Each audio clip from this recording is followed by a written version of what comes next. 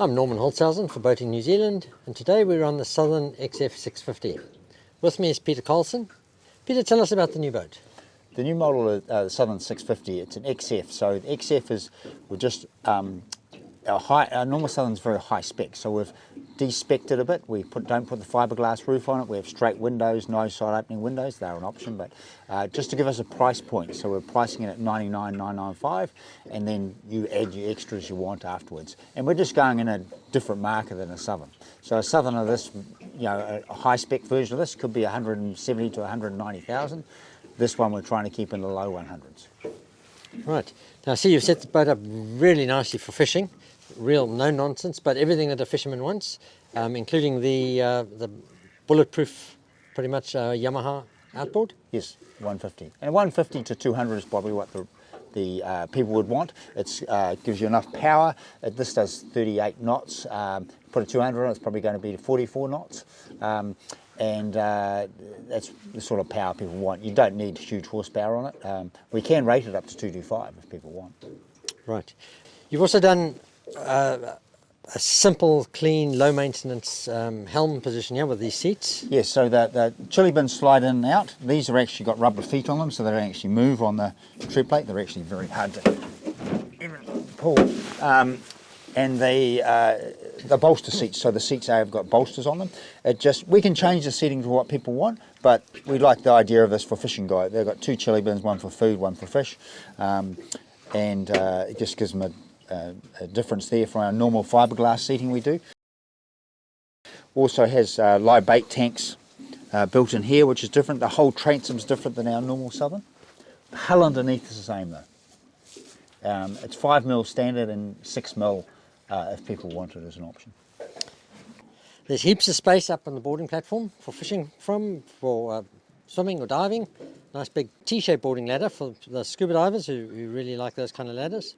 So this boat has got a lot of width in the cockpit here. There's a very wide usable beam. It's 2.5 meter overall beam, of which about maybe 30 centimeters either side is the gunnel.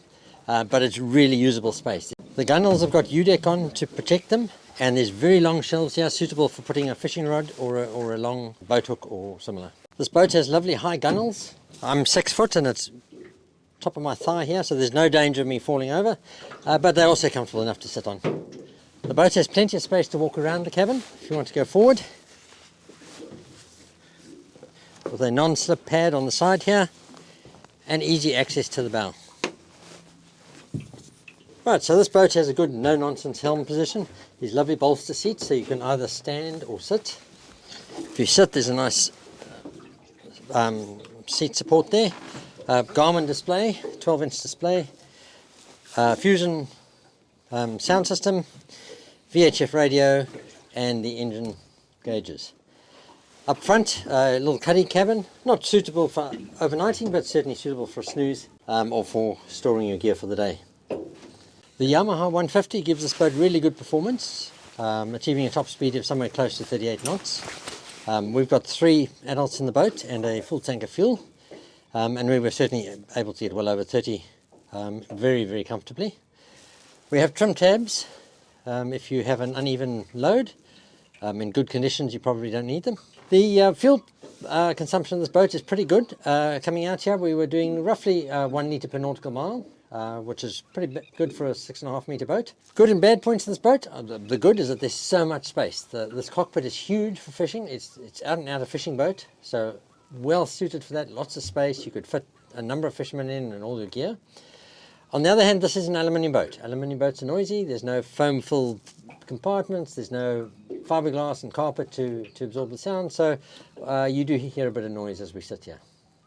The boat handles well with good acceleration, turns smoothly, and easily gets up to cruising speed. Being an unlined aluminium hull with an open back hardtop, the engine noise was quite apparent from mid-throttle and above. But it was never unpleasant. At rest, the boat was reasonably stable, and although the 3 of us over the same side did cause some lean, there was nothing to be concerned about. This is the impact of a deep V hull, but the excellent ride quality more than compensates for the slight tenderness. After taking photos, we headed back to the boat ramp and trailer, trying out a mixture of speeds, turns and jumping some ferry wakes. After having our little bit of fun, we were soon home and slid her effortlessly back onto her custom-built tandem aluminium trailer with hydraulic brakes and mag wheels. Towing weight is estimated at 1.7 tonne, so within the capability of most utes or a modest SUV. Overall, this is a boat that does exactly what it sets out to do. A mid-sized fishing boat, priced to meet the lower end of the market, built solidly to withstand years of hard use. With few frills, maintenance will be easy, and wash down with a hose is all that is needed. The market is undeniably tough at the moment, and this boat will cater for all those who want a capable, deep-water boat, but with a more limited budget than they might have liked.